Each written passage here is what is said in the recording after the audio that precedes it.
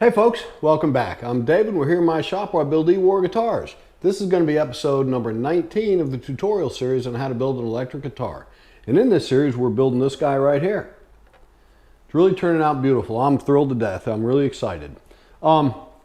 Anyway, so I'm about to start the final assembly on this thing. We've got a couple last little things to take care of before we get into putting on the electronics and building the pickups and all that. And that is, we've got to build our covers back here, or we've actually already built them, but I'm going to apply a piece of steel on the back and insert some magnets in here, and then do this great little push down there where it opens up. We're going to do that. So we're going to do our covers.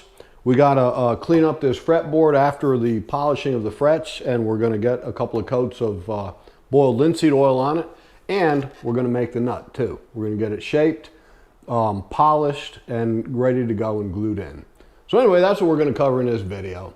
I hope you all check it out, and I hope you dig it too. And if you do dig it, how about you give me a like and subscribe. Anyway, let's get rolling with the video.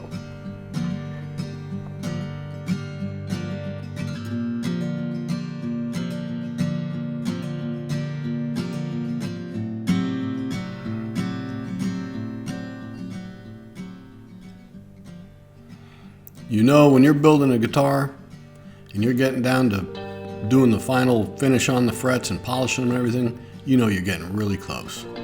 I definitely have a lot more work behind me than I got in front of me on this guitar, that's for sure.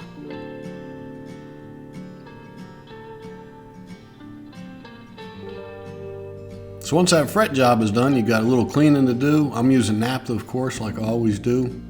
Getting all that tape residue off of there and any gunk that's built up around the frets and everything. Cleaning up the binding. Getting it ready to go.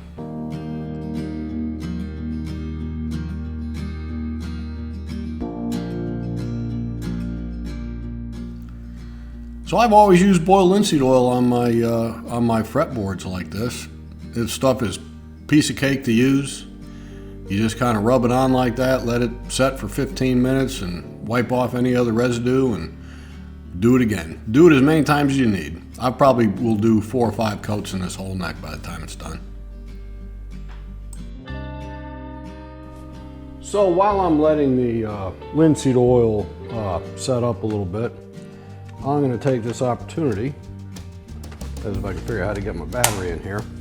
I'm going to clean up this little hole right here where this guy's going to fit, because of course as I've been spraying, it's getting a little bit of finish in there, and I want that to sit down a little bit deeper than it is right now. So I just have a little 220 grit disc on my Dremel tool, and I backed it up with one of these little felt things right here. I'm going to keep the speed low, and I'm going to work down in that hole and try to clean it up hopefully without damaging anything.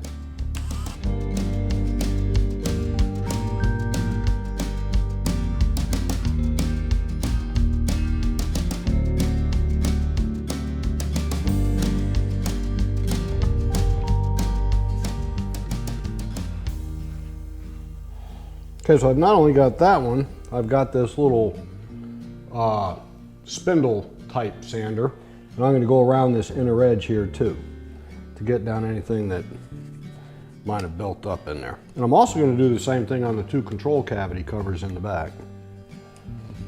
And incidentally, I've done this a couple times throughout the finishing process. I just don't think I stopped and showed it. I try to keep that buildup from getting too built up.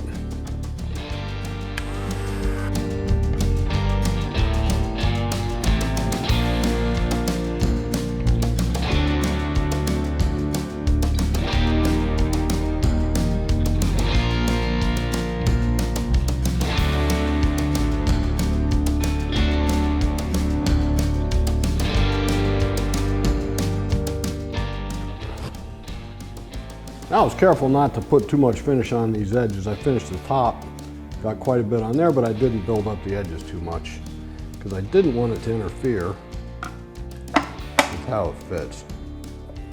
Well, that one fits beautiful. I like that. Let's see about this guy. You know, that's not bad, but it's rocking and rolling just a little bit. Oop. Just a tad tight. I think it's when I'm spraying that finish, the guitar is hanging upside down, so that finish is flowing this way. I think it flowed in around this edge a little bit. So I'm gonna very carefully, on low speed, see if I can clean that up.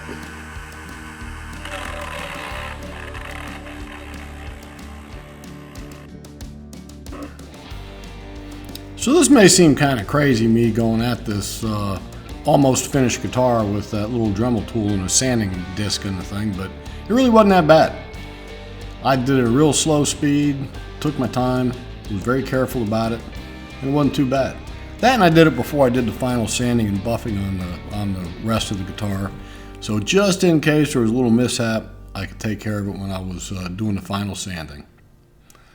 But as things worked out, it turned out okay.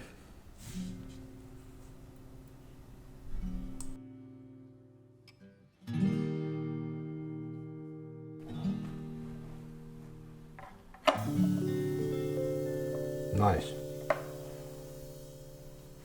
Beautiful. Nice fit on both of them.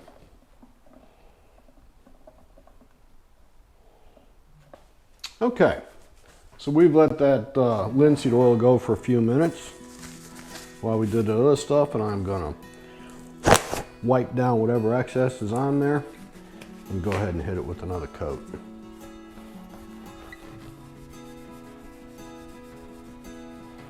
The excess that's on there and the dust I created by cleaning out those holes.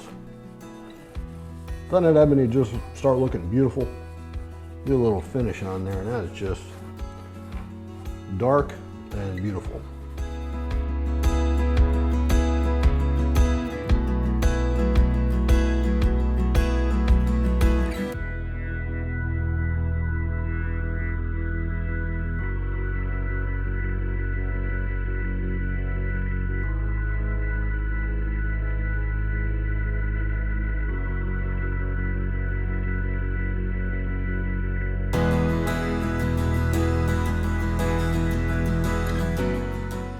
Okay, so there's another thing I want to take care of at this point. If you remember, we went ahead and shaped and sized this nut back when we were building the neck, and we set this headstock veneer so it fit really snugly in there, and it was just a beautiful fit. I had the bottom and the top and the sides all flattened and squared and everything. And of course, since we blew some finish on this thing, we've got a little bit of finish in this area right here that we need to clean up, because I want that thing contacted on all sides, solid to the wood of the guitar. So what I'm going to do to clean it up, I've got a couple little needle files here. That's a triangular file. I got this one, which is that may be 1/8 of an inch wide, and here's a tiny bit smaller one. This is actually a square 4-sided file, and it's about it's a little narrower than this one. Anyway, I'm going to use these two guys right here to very carefully go in this space and, keeping as flat as I possibly can, clean that finish out of there. You got to clean it off the bottom, and also need to clean it off of the back side of my headstock veneer, which there's less on that than there is on the bottom, just by the way it's pointed. The square one should be good for that. I could get a nice square and clean out that corner really nicely.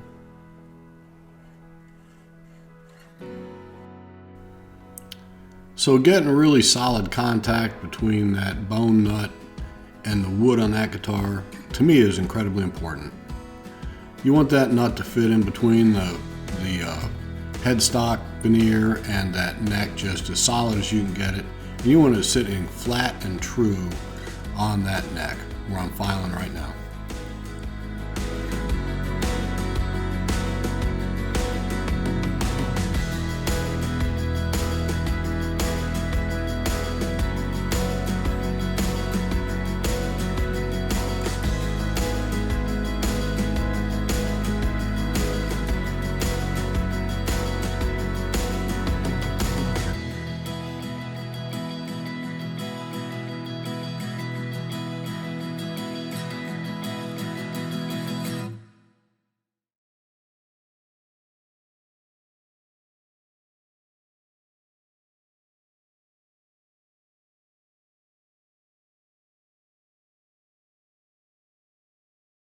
All right, so I've got another little task I've been working on this guitar.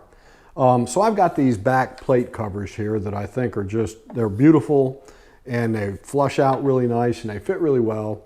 And I really don't want to spoil those with putting screws in them. So what I did is, let me see if I can get these guys out of here. So what I did is, I don't know if you can see it in here, but I've got these little magnets I drilled in. They're little 1/4-inch round magnets, and they're about 1/8 of an inch thick.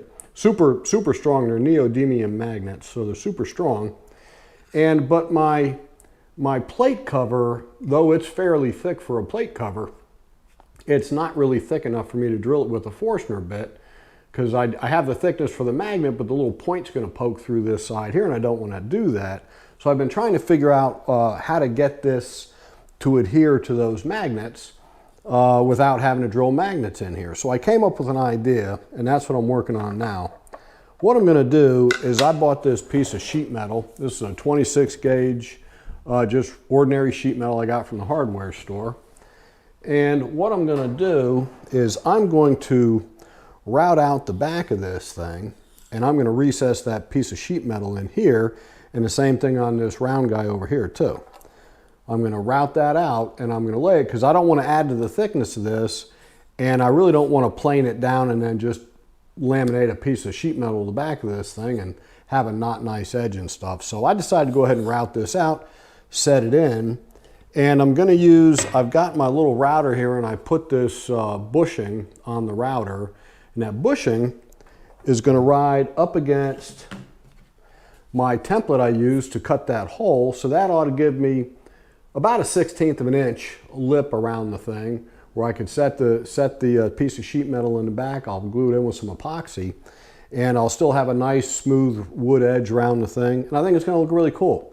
And hopefully it's going to work. We'll see. But I'm going to go ahead and turn this camera down here right now. I got to make a little template first, so I cut out my sheet metal.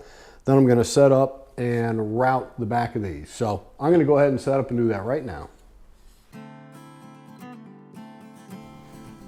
So I was trying to figure out how I'm going to get that the size of the ultimate hole, or the recess in the back of those covers, transferred onto a piece of sheet metal. So what I decided to do is, I took the router bit with the bushing in it, and I used the templates that I used to make the parts out of it, and I went ahead and routed a recess in that piece of MDF right there. And so now I'm going to cut out those two recessed areas, which should be the exact same size as when I route the back side of the covers, and use that as my template to cut the sheet metal. That was probably a terrible explanation. You'll see what I'm talking about in a second.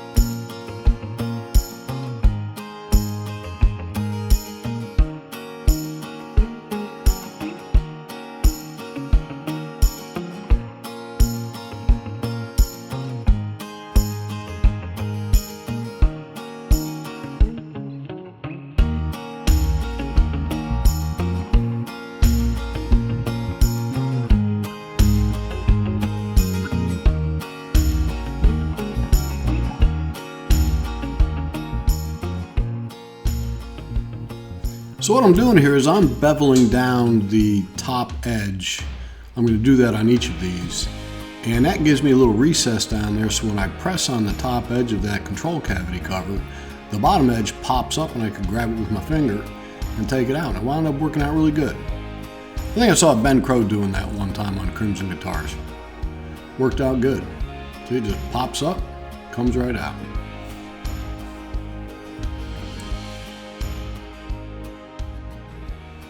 Okay, so it is time to get this nut sized down into its final size. We're going to get it beveled on top. We're going to get the height cut where we want it. We're going to get it cut for length. We're going to get it rounded up and smoothed out on the edges really nice. And we're going to get it glued in. So if any of you remember back a few episodes ago, before we set the headstock plate, we went ahead and we took this nut right here and we flattened off the bottom really nice. And we squared up both faces so they're parallel with each other, and we got it set to go. So now at this point, what I'm going to do is I'm going to set it in place, and I even had an up marked on it because that's how it fit best in the thing. So I'm going to set it right here. I'm going to leave it just a little proud of the side of the fingerboard over here, and I'm going to mark this side right here. And I'm also, with it sitting in place, I've got this little pencil. Quite some time ago I cut off the bottom and I sort of beveled it so the point comes out at just the right height. When I ride it along the top of my fretboard, it's going to mark that fretboard radius, and that is where I'm going to cut the radius on my nut. So I'm going to cut this radius right here, and I'm going to cut this guy off here for length, and that's going to get it roughly to the size and shape I want it. And once I do that, then we're going to be fitting it back in place, and we're going to file it down into place to get the final size of the thing. So we're going to take this over to my vise. I'm going to lock it into the vise. We're going to saw that off first, and then we're going to start working on this angle cut right here. So I'm going to get set up over there, and we'll show you how I do that.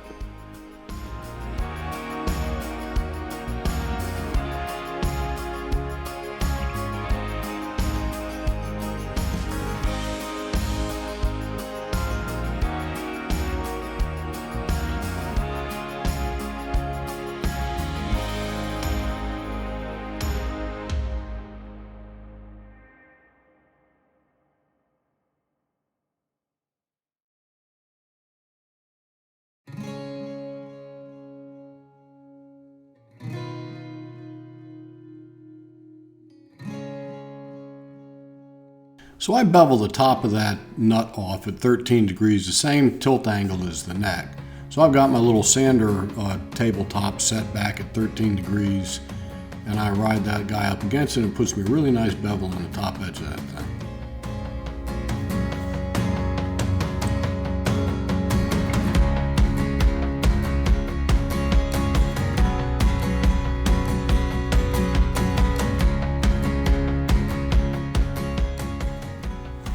I like to mark the locations of the high and low E strings, so when I'm rounding off the top of the nut, I know how far I can go without getting into that space where the strings are going to get notched in.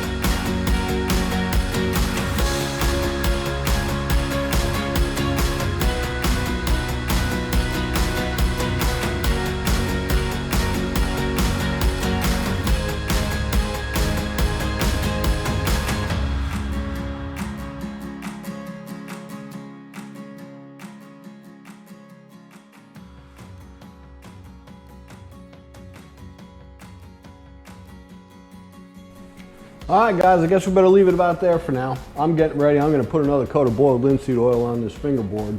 I just wanted to stop a quick second and say thanks for watching. Hope somebody got a little something out of this. And it's really getting exciting for me, getting down to this stage of the guitar. About to start making pickups and getting all the electronics in and getting this thing together and seeing how it sounds.